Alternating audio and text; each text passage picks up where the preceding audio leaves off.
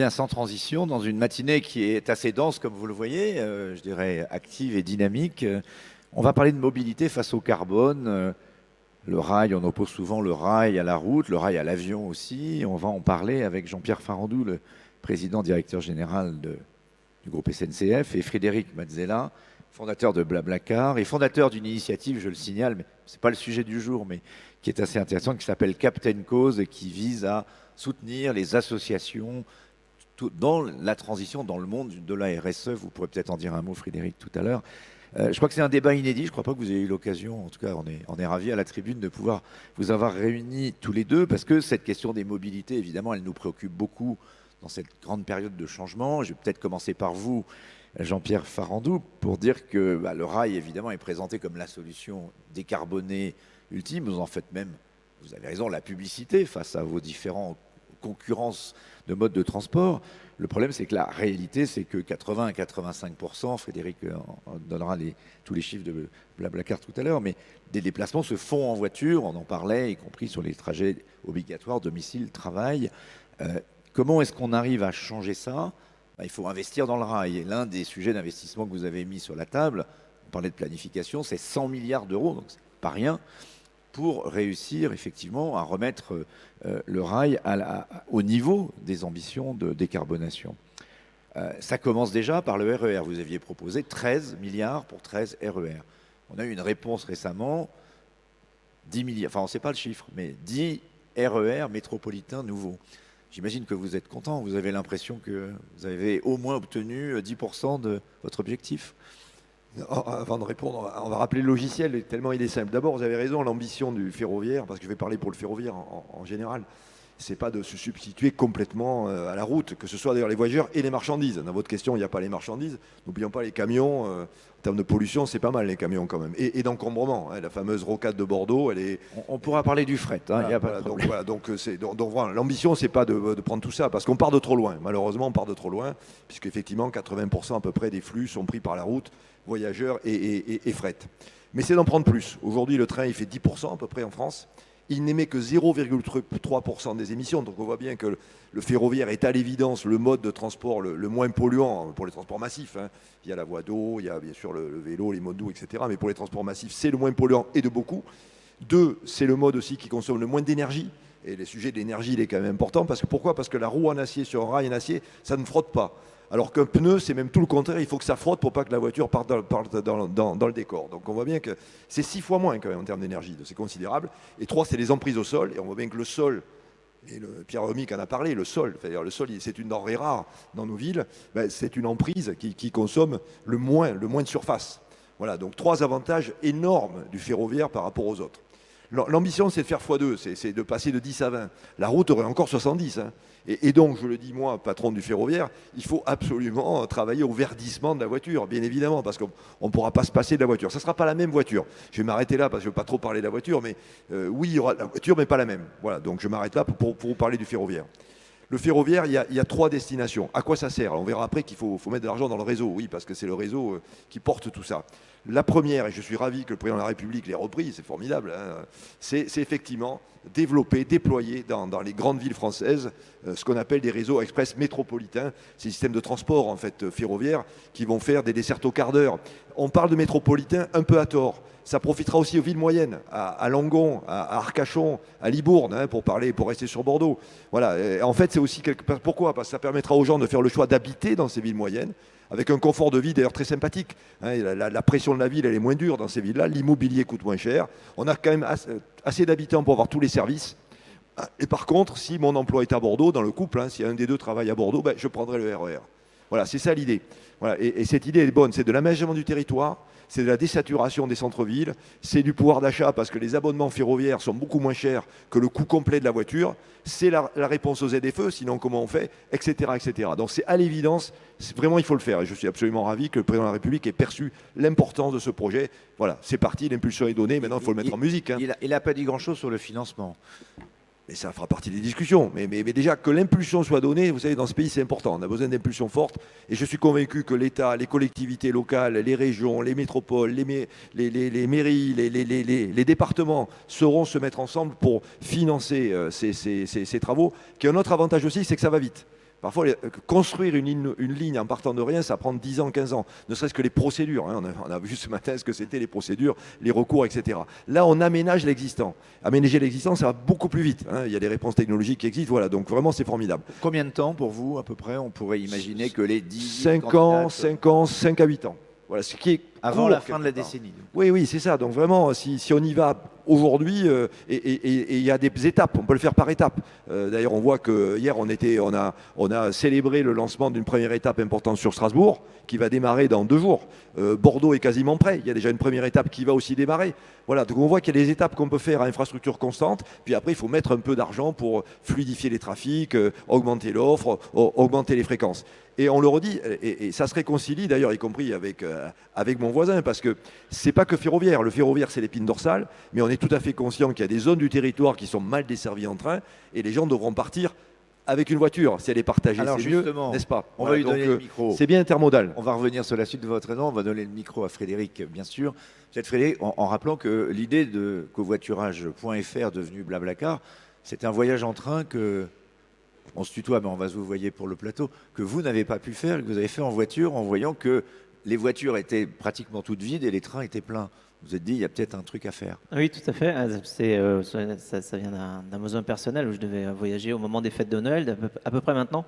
Sauf que comme je m'y prends souvent assez tard pour réserver mes trajets, là, je m'y suis pris trop tard et donc c'était complet. Voilà. Et donc finalement, c'est effectivement ma petite sœur qui habitait à Rouen à l'époque qui est passée me chercher à Paris pour m'emmener en Vendée avec sa voiture. Et sur l'autoroute A10, on voit les TGV qui doublent les voitures. Et donc j'ai vu les TGV passer qui étaient pleins, il n'y avait pas de place. De la place que vous n'aviez pas pu prendre. Voilà. Et puis les voitures qui étaient complètement vides. Et donc je me suis dit, faut faire un moteur de recherche pour aller indexer ces places vides-là et puis faire qu'on puisse acheter des places dans les voitures comme on achète des places dans les trains. Ça paraît tellement simple pourquoi on ne l'avait pas fait plus tôt. Hein. Exactement. Ouais. Donc, heureusement, il y avait Internet qui arrivait. Donc, application, tout un modèle, des algorithmes. En fait, c'est l'économie de la confiance, Blablacar. C'est comment faire aussi ça. pour se faire confiance. De toute façon, il y a plusieurs types de confiance, mais on se rend compte qu'il n'y a pas un seul service qui marche sans confiance. Enfin, si on prend l'histoire du train, il faut avoir confiance sur le fait que le train va exister déjà tout court, qui va arriver à l'heure, qui ne sera pas en grève. Voilà, tout ça. Mais en fait, il faut avoir confiance dans un moyen de transport pour l'utiliser. Et avec la voiture, et pouvoir monter dans la voiture de quelqu'un qu'on ne connaît pas, il faut avoir confiance dans la personne. Donc c'est ça qu'on a construit en fait. On a construit des relations de confiance avec plein de conducteurs. Avec une efficacité en termes climatiques, en termes d'économie de CO2. Vous pouvez nous donner les quelques chiffres même, qui sont assez spectaculaire. Oui, c'est-à-dire qu'aujourd'hui, par le simple fait de mettre plusieurs personnes par voiture, plutôt que d'avoir plusieurs voitures par personne, n'est-ce pas? Eh bien, on permet l'économie de 1 600 000 tonnes de CO2 chaque année. Alors, 1 600 000 tonnes de CO2, c'est 2,5% des émissions liées à la voiture particulière en France. Donc, ça fait déjà une économie. Enfin, disons que la nous, consommation énergétique de la ville de Paris, à peu près, c'est ça? Alors, la consommation énergétique, enfin, les émissions de CO2 du trafic routier de la ville de Paris, c'est 1 300 000 tonnes de CO2. La France, pour donner des échelles de grandeur, la France, au total, c'est 500 millions de tonnes de CO2 par an. Le monde, ça doit être à peu près 41 milliards, je crois, de tonnes de CO2. Donc, bon, même 1 600 000 tonnes de CO2, c'est bien, mais par rapport à 41 milliards, forcément, il y a de la marge. Mais donc, voilà, donc ça, c'est pour donner les échelles de grandeur. Mais en tout cas, le simple fait d'aller mettre plusieurs personnes par voiture permet beaucoup d'économies. Je ne sais pas si par rapport à la voiture, il faut se rendre compte de 2-3 chiffres. 96% de l'énergie qui est dépensée pour déplacer une voiture dans laquelle il n'y a qu'une seule personne, c'est-à-dire l'autosolisme, donc il y a juste un conducteur, eh bien 96% de cette énergie est dépensée pour déplacer la ferraille, lutter contre la résistance du vent et faire de l'effet Joule. Et il reste 4% qui est dépensé pour déplacer le corps humain. Donc évidemment, on part de cette situation-là, qui est assez dramatique, d'autant plus que c'est 96% d'énergie qui est d'origine principalement fossile. Donc après, si on reprend le problématique de l'énergie fossile, évidemment, elle a mis des dizaines de millions d'années à se mettre sous terre, et nous, il nous faut des dizaines d'années pour la ressortir. Donc forcément, la Terre n'absorbe pas assez vite. Il y a un facteur 1 million. Donc forcément, plus on la sort, moins elle re-rentre facilement. Donc bref, il vaut juste mieux, effectivement, mettre plusieurs personnes par voiture. C'est à ce moment-là, on divise complètement, non seulement l'impact écologique, mais aussi les frais. C'est la raison pour laquelle le covoiturage fonctionne, puisque notre chance, entre guillemets, c'est que l'économie de diminution de pollution et l'économie de consommation d'énergie se traduit directement par une économie d'argent, puisque cette énergie-là, elle coûte cher. Donc, de toute manière, Geoffroy Roux de Bézieux en parlait tout à l'heure en disant que c'est le changement aussi par le consommateur, c'est-à-dire que le consommateur, il est sensible au prix. Donc, si on arrive à lui faire des économies directement sur le prix, mais que cette économie-là, c'est une économie d'énergie et qui est elle-même une diminution de pollution, on arrive à créer un modèle vertueux. Il y a un modèle vertueux. Alors, avec l'augmentation du prix aujourd'hui de l'essence, des carburants, j'imagine que ça marche pas mal, le covoiturage. Oui, alors ça explose encore plus que ce n'était le cas. on a vu effectivement un vrai regain d'intérêt pour le covoiturage sur cette année. Donc on est au-dessus de tous les volumes qu'on n'a jamais vus, y compris pré-pandémie. Donc là, effectivement, on a beaucoup plus de personnes qui utilisent Blablacar qu'avant. Alors c'est vrai que pendant la pandémie, ça a été un petit peu les montagnes russes, avec les confinements et puis les déconfinements. Mais là, maintenant, c'est complètement reparti. Et effectivement, il n'y a pas tellement plus efficace pour aller diviser sa facture d'énergie, d'essence par 2, par 3 ou par 4 que d'aller simplement partager sa voiture avec 2 ou 3 autres personnes. Et donc à ce moment-là, effectivement, ça se voit, surtout quand vous avez une essence à 2 euros le litre. On arrive à diviser directement. Nous, on arrive à 50 centimes du litre à peu près. Pas mal. C'est mieux que le gouvernement. Ah ben c'est même pas 30 centimes de remise, c'est le litre à 50 centimes. Donc là, c'est imbattable. Jean-Pierre Farandou, je n'ai pas précisé, mais vous êtes un des petits actionnaires de Blablacar. Vous travaillez ensemble. Comment vous voyez la complémentarité? Et je dirais, est-ce qu'elle ne se fait pas justement dans le numérique, dans l'application? L'application Blablacar, on en a un peu parlé. Bon, SNCF Connect, vous avez quelques difficultés. Là, aujourd'hui, ça a l'air de marcher. Est-ce que ce n'est pas le numérique aujourd'hui, c'est-à-dire l'information sur les mobilités, qui est le nerf de la guerre de la décarbonation des transports? Alors, tout d'abord, un petit mot global. Là encore, on fait le même métier, on est complètement alliés, on a les mêmes valeurs. Ils partagent les voitures. Nous, le train, c'est forcément un mode collectif. En fait, on propose des solutions alternatives à l'autosolisme. Le mot a été lâché. C'est la manière la moins efficace de prendre sa voiture, c'est seul. Moi, je fais 70 kilos. Si j'ai un SUV qui fait 2 tonnes, j'en ai pas, je vous rassure, j'ai une petite voiture. On voit bien que c'est pas normal. Bouger 2 tonnes pour, en fait, utilement déplacer quelqu'un de 70 kilos, il y a un problème, quoi. En plus, la voiture, faut la garer, ça prend de l'espace, enfin, etc., etc. Voilà. Donc, c'est pour ça que je parlais d'une nouvelle forme de voiture, à la fois le type de la voiture, l'usage de la voiture. Voilà, je pense qu'il faut vraiment, ça, c'est la révolution. Tu es en train de nous dire qu'il faut se mettre au régime pour décarboner la planète. Il faut repenser la voiture. Il y aura des voitures, mais voilà. Pas le même usage, partagé bien évidemment, etc. etc. Bon, ensuite, sur l'appli, l'appli, c'est en fait, on se rend compte que numérique. Malgré tous nos efforts, les Français connaissent pas les services qu'on leur propose. Voilà, donc si on faisait un sondage, je suis sûr que les Français sont loin de connaître l'offre qui existe déjà. Donc on a cette question de porter à connaissance des Français la nature des services qui correspondent à leurs besoins. Donc aujourd'hui, ça passe par des applications, bien évidemment. Nous, l'histoire de la SNCF, on y va par étapes. Notre appli Connect marche très bien. Bon, ça y est, on a un peu bavé au début, mais c'est derrière nous. Franchement, ça marche super bien. Les volumes sont très impressionnants. Enfin, voilà, c'est une appli très puissante. Il y a 20 millions de Français qui ont cette application sur leur smartphone, c'est quand même, ou leur téléphone mobile. Voilà. Donc c'est très puissant. Premièrement, on fait le ferroviaire. On a réconcilié le ferroviaire. On commence aussi à avoir des débuts de services d'intermodalité. Et bien évidemment, ma volonté, je veux dire, stratégique, c'est que épine dorsale ferroviaire, mais qui s'ouvre très largement à tous les types de mobilité. Donc il faut avoir cette vision que... Le porte-à-porte, c'est ça votre objectif? Oui, en tout cas la palette d'offres de services la plus large possible, exprimée de la manière la plus simple possible pour que le consommateur qui veut voyager, au fond, ait la capacité d'organiser son voyage, d'être informé, d'organiser, de choisir, de payer et de voyager, quoi. Voilà. Et il faut, enfin, ça peut être un peu compliqué l'intermodalité parce que justement on passe d'un mode à l'autre, c'est pas si simple. Il faut le rendre plus simple, notamment par des applications performantes. Frédéric, sur ces applications? Oui, à différents points. L'intermodalité, les gens le font déjà un petit peu, tout seul, en se débrouillant justement avec plusieurs applis. Puis aujourd'hui, en plus, nos téléphones sont truffés de centaines d'applications. Et donc, plus on va réussir à centraliser... Il faudra un guichet unique, c'est ça? Et à faire en sorte, oui, voilà, d'avoir toutes les informations au même endroit, plus ce sera simple pour le voyageur et plus, du coup, il pourra le faire parce que là, aujourd'hui, il faut quand même aller chercher les informations un petit peu partout. Est-ce que chez Blablacar, je peux avoir les informations alternatives, train ou Blablacar? Alors, Aujourd'hui, on a déjà on a du covoiturage et du bus, et ça marche très très bien, et on trouve les deux au même endroit et c'est très pratique. À terme, on a envie effectivement d'aller aussi fournir les informations et même la possibilité de réserver un billet de train directement sur Blablacar. Donc ça, c'est une volonté dans notre feuille de route à venir. Je ne vais pas donner de date. L'inverse ne sera pas vrai parce qu'il faut un profil pour être chez vous. Nous, on est un service communautaire. Alors ça demande d'être capable de communiquer directement et même de chatter presque, directement depuis l'appli. Et donc ça demande d'avoir un profil de toute manière assez complet. Puis en plus, nous, il y a la notion justement de profil confiance et de construction du profil confiance du conducteur. Ce que je voulais dire aussi, c'est par rapport au réseau de transport, le digital a amené une dimension additionnelle et une compréhension additionnelle de ce que c'est qu'un réseau de transport. Un réseau de transport, c'est d'abord des tracés, donc des itinéraires, c'est des véhicules, c'est des conducteurs, parce qu'ils ne sont pas autonomes tous, et encore, on va attendre encore un peu avant de les avoir autonomes. C'est des grilles horaires, des timetables, donc savoir quand est-ce que ça part, quand est-ce que ça arrive, à quel moment. Et la dernière chose, c'est l'information voyageur. Parce que si vous ne faites pas d'information voyageur, à ce moment-là, personne ne sait qu'il existe ce moyen de transport sur ce tracé, avec ce véhicule, avec ce conducteur à cet horaire. Quand on regarde le concept justement de covoiturage dans son ensemble, on se rend compte que les 4 premières pièces sont déjà là. C'est-à-dire que les routes sont déjà là, les voitures elles sont déjà là, les conducteurs ils sont déjà là et ils roulent tout seuls dans leur voiture et en plus ils sont même pas, ils sont salariés de personne, ils roulent, ils dépensent même pour déplacer leur voiture tout seuls à vide.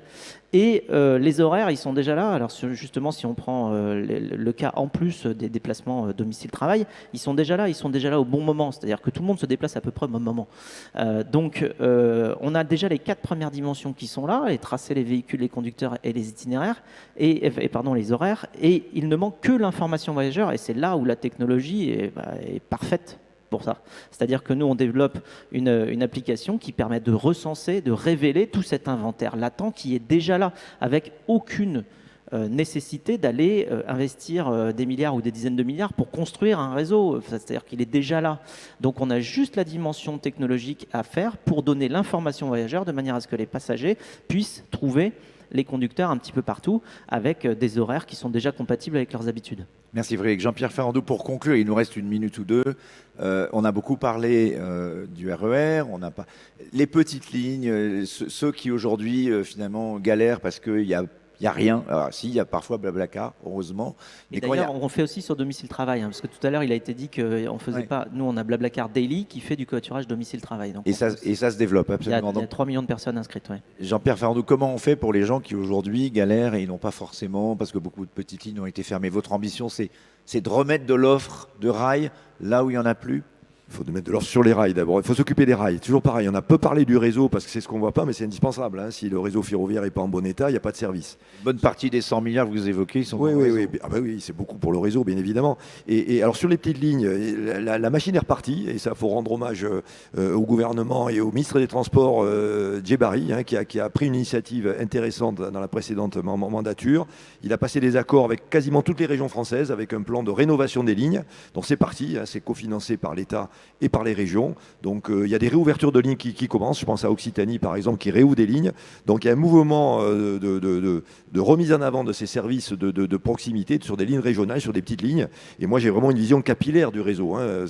Les gros fleuves que sont les grandes lignes TGV, elles ont besoin des petits ruisseaux parce que tout le monde n'habite pas à proximité d'une gare TGV. Et je crois beaucoup à la complémentarité retrouvée entre les TER et les TGV parce que il n'y a que 200 villes TGV en France. Donc il y a beaucoup plus de villes françaises. Donc il faut que l'effet ferroviaire trouve sa prolongation en combinant des TGV et des TER, en combinant avec la voiture partagée. Voilà, donc il faut vraiment avoir cette vision d'effet système.